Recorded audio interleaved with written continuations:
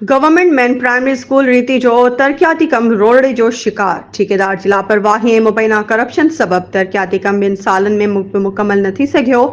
तरक्याती कम मुकमल न थियण सबब शागिर्द स्कूल जी बिल्डिंग जी गैलरी में वेही तालीम हासिल करण ते मजबूर आहिनि। उन हवाले सां वधीक तफ़सील ॾेई रहियो आहे उबावड़ो मां CN न्यूज़ जो रिपोर्टर मोहम्मद यासीन। जी बिल्कुल, असीं इन वक्त मौजूद आहियूं रेती शहर में गवर्नमेंट मैन प्राइमरी स्कूल रेती में।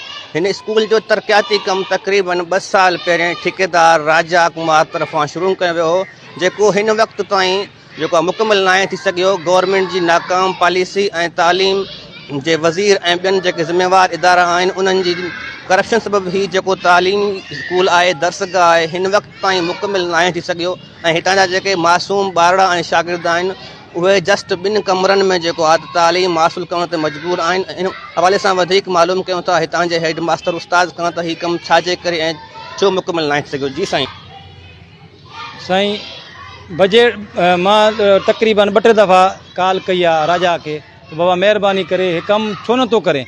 पहिरें त इशू उहो ॾेखारे पियो त बजट कोन आई आहे, हाणे चयो त मूंखे रुपया 2 लख रुपया टोटल मिलिया आहिनि। बाबा तोखे 2 लख रुपया मिलिया आहिनि। मां चयो मूंखे हे दीवार अॻी खुली पई आहे, मूंखे गेट लाइ मूंखे स्कूल क्लोज़ करे ॾे, बंदि करे ॾे त असां तदती निज़ाम को हलायूं। हाणे उन चयो आहे सूमर ते मां जेको आहे मिस्त्री खे सामान खणी ईंदुमि, पोइ अंगारे वारी हे कमु शुरू कंदासीं।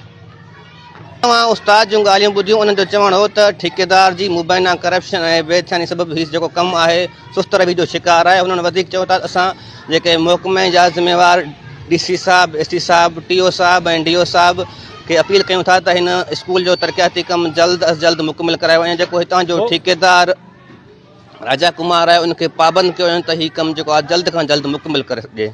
जी वधीक ख़बरूं ऐं अपडेट्स जे लाइ असांजे चैनल खे सब्सक्राइब कयो ऐं हा, बेल आइकन खे प्रेस करणु न विसारिजो त जीअं असांजी हर नई अचण वारी वीडियो तव्हां ताईं पहुची